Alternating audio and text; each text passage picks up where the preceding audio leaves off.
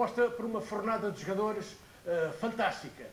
A começar, por exemplo, por o António Simões, que foi bicampeão da Europa pelo Benfica e que foi um elemento fundamental na seleção portuguesa que brilhou no Mundial de 66, o Fernando Pérez, o Crispim, o Rui, o guarda-redes do Futebol Clube do Porto, o Manuel Rodrigues, do Boldenses, o Oliveira Duarte, enfim, tantos outros, jogadores que tiveram carreiras muito boas e que tinha, sobretudo, um goleador fantástico, um atleta de uma qualidade excepcional chamado Serafim.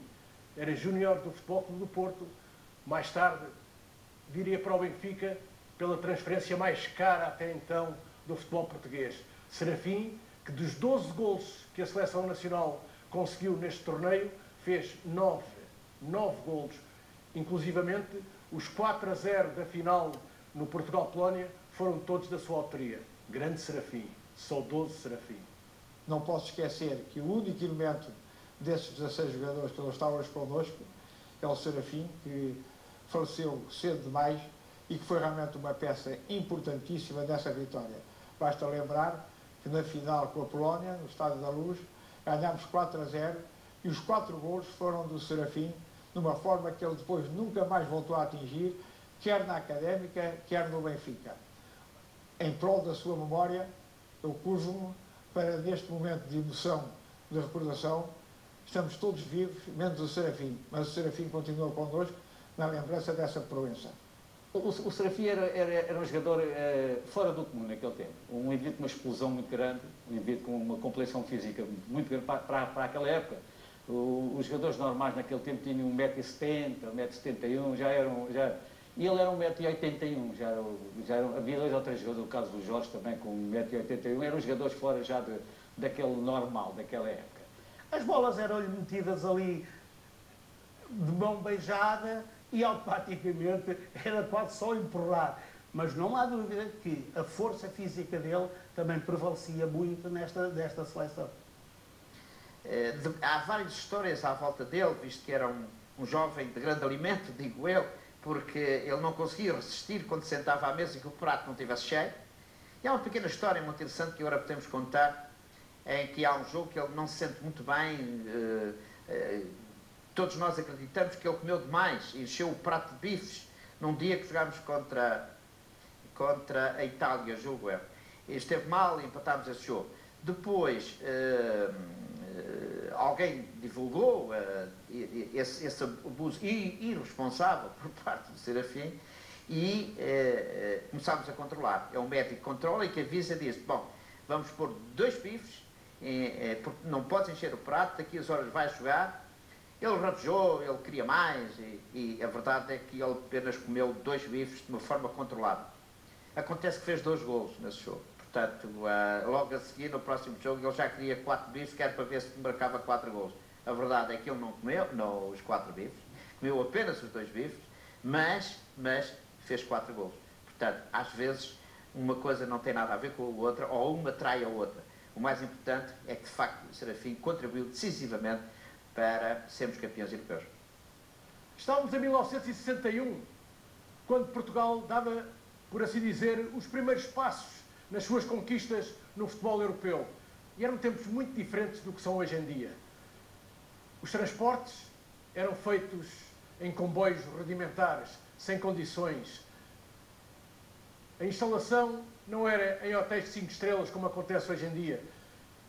Foi na colónia balnear infantil do século, ali perto do Estoril, umas instalações sem grandes condições, com camas pequeninas para jovens, rapazes, em vez de grandes hotéis de 5 estrelas, como hoje acontece. E isso deu até aso a que a equipa italiana saísse de malas aviadas e fosse procurar um hotel na linha de Estoril, em vez de se sujeitarem a ficar nessas condições precárias.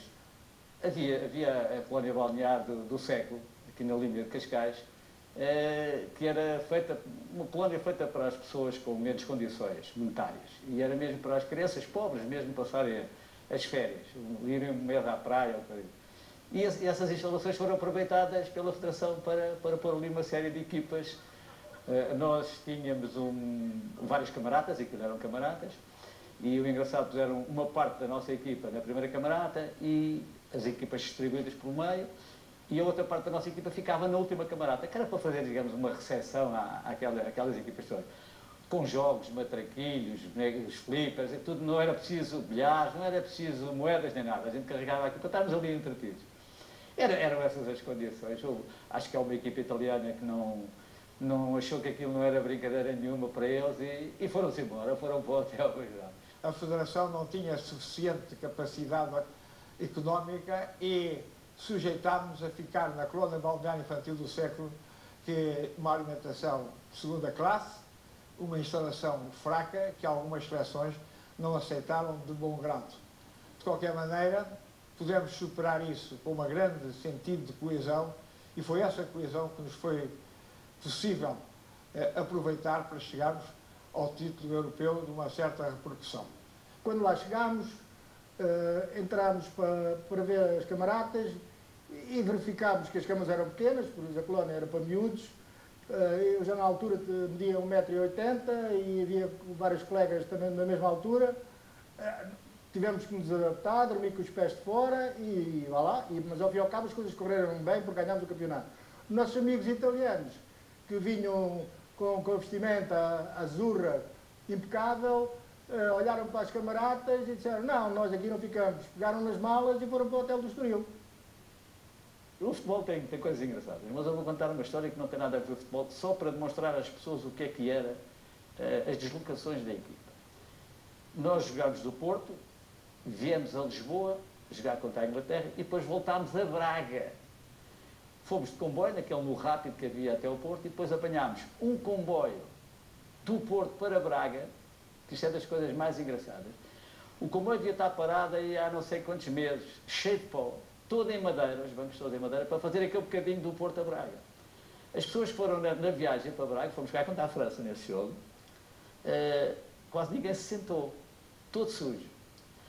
Fazia-se a brincadeira, iam à janela a fingir que davam tiros cá para fora, parecia aqueles filmes do Oeste, dos cowboys, pá, passávamos coisas que... Isto só para dizer que jogávamos aqui, fazíamos, passar 2 dias, íamos jogar a Braga, depois vínhamos outra vez para jogar contra a Espanha, à noite. Isto era assim para baixo e para cima. Eu acho que isto é mesmo uma... Acho que era uma brincadeira. E o curioso é que fomos campeões. Mas volto a dizer, fomos campeões porque era mesmo um grupo muito unido. Senão era muito complicado.